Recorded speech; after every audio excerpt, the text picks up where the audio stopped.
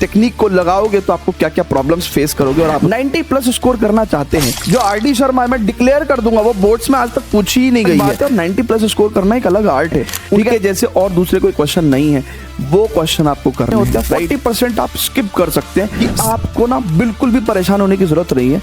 Hello students, क्या हाल चाल है आप लोगों की, और उम्मीद कर रहा हूं कि आप एकदम बढ़िया होंगे और मजे कर रहे होंगे। तो आज हम लोग बात करने वाले हैं 40-40-20 रूल पे, जो कि आपको बोर्ड्स एग्जाम में 95 प्लस स्कोर कराएगा। स्टूडेंट्स, जितना कम समय रह गया है ना और जितना वास्ट सिलेबस है हमारे पास, उसमें अगर हम लोग स्ट्रेटेजीज ना लगाएं, टेक्निक्स ना लगाएं और बिल्कुल गधे की तरह लगे रहें तो कुछ नहीं होने वाला। अभी 1 साल और चाहिए होगा हमें सिलेबस कंप्लीट करने के लिए। सो 40-40-20 रूल अगले 3-4 महीने में आपको लगाना है और मैं वीडियो को एंड तक देखना है आपको, ठीक है? क्योंकि वीडियो को हम लोग क्या करते हैं, जनरली स्टार्टिंग में देख लेते हैं, हल्का हल्का आइडिया ले लेते हैं और हमें पता होता नहीं है कि वो स्ट्रेटेजीज लगानी कैसे हैं। क्योंकि जब हम लोग स्ट्रेटेजीज लगाने पे जाते हैं तब हमारे लिए बहुत ज्यादा प्रॉब्लम क्रिएट हो जाती है। तो वीडियो को एंड तक इसलिए देखना जरूरी है क्योंकि मैं एंड में आपको ये भी बताने वाला हूं कि जब आप जाओगे, इन टेक्निक को लगाओगे तो आपको क्या क्या प्रॉब्लम्स फेस करोगे और आप उसको कैसे सॉल्व कर पाओगे, ठीक है? तो आइए स्टूडेंट्स स्टार्ट करते हैं। 40-40-20 रूल क्या है एग्जैक्टली? सबसे पहले तो स्टूडेंट्स मैं आपसे ये कहना चाहूंगा कि जितने भी बच्चे 90 प्लस स्कोर करना चाहते हैं वो जरा यहां पे ध्यान से देख लें कि NCERT exemplar, PYQs, sample paper के questions, MCQs, case study questions, इसके अलावा 7वीं चीज क्या आपके दिमाग में है क्या? अगर है तो पहले तो उसके हटा दो, बिल्कुल हटा दो। क्योंकि मैंने बहुत सारे बच्चों को देखा था एंड तक आते आते करने सर आरडी कर लूं क्या? अरे भाई आरडी नहीं होगी, बहुत वास्ट है वो, राइट? और उसकी जरूरत भी नहीं है क्योंकि 60% ऑफ जो आरडी शर्मा मैं डिक्लेयर कर दूंगा वो बोर्ड्स में आज तक पूछी ही नहीं गई है। आप अननेसेसरी उसे करे जा रहे हो, ठीक है ना? सो मैथ्स में हॉबी होना एक अलग बात है और 90 प्लस स्कोर करना एक अलग आर्ट है, ठीक है ना? तो ये 6 चीजों के अलावा आपको जरूरत भी नहीं है 90 प्लस स्कोर करने के लिए। इवन 100 आउट ऑफ 100 स्कोर करने के लिए इन 6 चीजों के अलावा आपको जरूरत ही नहीं है, ठीक है? अब लेकिन बात कर रहे हैं कि सर ये सिर्फ 6 चीजें नहीं है, ये भी अपने आप में बहुत वास्ट है, ये भी अपने आप में बहुत वास्ट है। तो सर जितना कम समय रह गया है इसमें हम इनको कैसे कवर कर सकते हैं, तो इसके ऊपर मैं आपको लेके चल रहा हूं 40-40-20 रूल पे। देखिए भाई 40-40-20 रूल बहुत ही सिंपल है, ठीक है? जैसे फॉर एग्जांपल अगर आप एनसीईआरटी को ही लेने चलते हैं, ठीक है, तो वहां पे आप जरा बहुत ध्यान से देखेंगे कि कुछ ऐसे क्वेश्चंस हैं जो फर्स्ट ऑफ इट्स काइंड है। मतलब जब आप एक्सरसाइज स्टार्ट करते हो, कोई क्वेश्चन उठाते हो तो आप वो पहली बार कर रहे हो वैसा क्वेश्चन, ठीक है? लेकिन जब आप आगे बढ़ते हो तो आपको सिमिलर क्वेश्चंस दिखने शुरू हो जाते हैं, यानी कि ऐसे क्वेश्चन जो प्रीवियस क्वेश्चन जैसा ही क्वेश्चन था।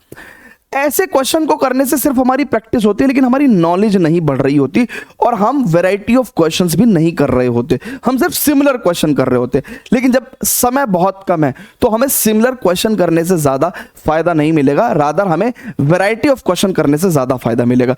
तो सिंपल रूल ऑफ थंब हमें क्या रखना है कि 40% वो क्वेश्चंस जो सिर्फ और सिर्फ फर्स्ट ऑफ इट्स काइंड है, यानी कि अपने आप में यूनिक है, उनके जैसे और दूसरे कोई क्वेश्चन नहीं है, वो क्वेश्चन आपको करने हैं, राइट?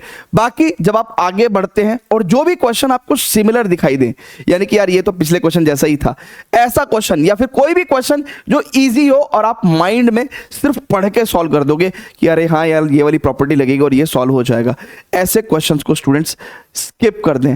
ऐसा करने से आप सबसे पहले आपकी रफ्तार बढ़ेगी और आप चीजों को जल्दी जल्दी ज्यादा कवर करने लगेंगे, राइट है? बट मेक श्योर कि जब आप उनके फर्स्ट ऑफ इट्स काइंड यानी कि जो यूनिक क्वेश्चंस है जब उनको कर रहे हो उनको आपको बहुत ढंग से करना है, सो दैट आप ओवर कॉन्फिडेंस में जाके चीजों को स्किप ना करें, कॉन्फिडेंस में जाके चीजों को स्किप करें। इसके अलावा स्टूडेंट्स बहुत सारी चीजें एनसीईआरटी में ऐसी भी हैं, राइट, जो कि आज की तारीख में नहीं पूछी जा रही है। जैसे अगर मैं आपको बात बताऊं एप्लीकेशन ऑफ डेरिवेटिव में वर्ड प्रॉब्लम्स, वो वैसे नहीं पूछी जाती, वो केस स्टडी के फॉर्मेट में पूछी जाती है। सिमिलरली ये 40-40-20 रूल आपका एग्जाम्पलर में भी लगता है। 40% क्वेश्चंस उसमें जरूरी करने होते हैं, 40% आप स्किप कर सकते हैं सिमिलर क्वेश्चंस होने की वजह से, और 20% कभी आज तक पूछे ही नहीं गए हैं, राइट है क्या? इसके अलावा जब आप पीवाईक्यूज करने जाते हैं वहां पे भी आप ये 40-40-20 रूल लगा सकते हैं स्टूडेंट्स, ठीक है? अब स्टूडेंट्स मैं आपको बता देना चाहता हूं कि अभी ये जो टाइम है अभी यहां तक बहुत सारे ऐसे स्टूडेंट्स भी हैं जिन्होंने कुछ भी पढ़ाई नहीं करी है, वो आइडेंटिफाई ही नहीं कर पाएंगे, वो बहुत ज़्यादा होपलेस सिचुएशन में, उनके लिए 40-40-20 रूल भी काम नहीं कर पाएगा क्योंकि उन्होंने कुछ भी पढ़ाई अभी तक नहीं करी है। तो बेटा मैं आपको एक बात बता दूं कि आपको ना बिल्कुल भी परेशान होने की जरूरत नहीं है। ये लास्ट के 3-4 महीने ऐसे होते हैं ना जब आप सुपर सीरियस होते हो और इसमें गेम चेंज हो जाता है, ठीक है, अगर आप सीरियसली रेगुलर होकर पढ़ाई करते हो। और इसलिए आपके लिए एक नई अपॉर्चुनिटी भी लेके आया हूं मैं, जिसका नाम है संभव बैच, जो कि 6 अक्टूबर से स्टार्ट हो रहा है। ये उन बच्चों के लिए है जिनको अभी तक 2-3-4 चैप्टर ही आते हैं, ज़्यादा कुछ आता नहीं है, ठीक है ना। हाफ ईयरली में भी उनका 20-30 मार्क्स के अराउंड ही रहा है आउट ऑफ 80। भाई आप संभव बैच ज्वाइन करो और अगले 3 महीने बाद मैं आपको गारंटी कर सकता हूं कि अगर आपने रेगुलर होकर पढ़ाई करी तो आप खुद अपने मुंह से कहोगे कि सर 90+ के लिए मैं रेडी हूं, ठीक है। लेकिन अगर आप बैच ज्वाइन करके रेगुलर नहीं आने वाले हो क्लास में, ठीक है, या फिर रेगुलर पढ़ाई नहीं करने वाले हो, तो प्लीज बैच भी मत ज्वाइन करना क्योंकि आपका मैं कुछ भी भला नहीं कर पाऊंगा। बैच बहुत ही अमेजिंग है, बहुत ही अफोर्डेबल है, हर साल बहुत ही प्यारा रिजल्ट निकालता है। हाफ ईयरली के बाद स्टार्ट होता है। 1120 rupees for the complete syllabus, है ना। संभव बैच 6 अक्टूबर। बैच की कंप्लीट डिटेल आपको डिस्क्रिप्शन में लिंक मिल जाएगा, वहां पे आप चेक कर सकते हैं। और कोई भी आपको क्वेरी होगी ना बैच को ज्वाइन करने के लिए, तो आप इस नंबर पे हमसे बात कर सकते हैं। अब स्टूडेंट्स बात करते हैं कि जब आप ये 40-40-20 रूल लगाने पे जाओगे तो आपके साथ समस्या क्या आएगी।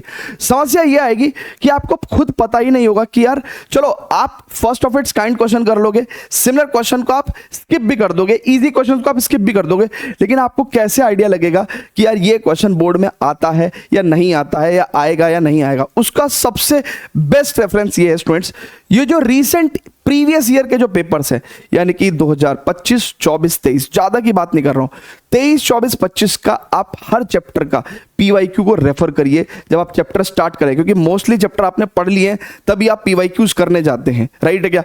तो जब आप चैप्टर को पढ़ लें तो उस टाइम पे आप जरा ध्यान से जाके देखें कि यार इस पर्टिकुलर चैप्टर से पीवाईक्यूज में क्या क्या किस किस तरीके के क्वेश्चंस पूछे गए हैं, कितनी ज्यादा तादाद है एक्स्ट्रा क्वेश्चंस पूछने की, डिफिकल्टी लेवल कितना ज्यादा है, राइट। जब वहां को आप एनालिसिस करेंगे तो उस टाइम पे आपको पता चलेगा कि यार ठीक है, यहां से तो मैं ये क्वेश्चन कर लूंगा, लेकिन जब मैं एग्जाम्पलर पे जा रहा हूं तो मैं इस डिफिकल्टी लेवल तक के क्वेश्चन करूंगा, इस तरह के क्वेश्चंस कभी पूछे नहीं गए हैं। तो पीवाईक्यू आपको मेजर आइडिया देंगे कि क्या आपको छोड़ के जाना है, राइट है स्टूडेंट्स।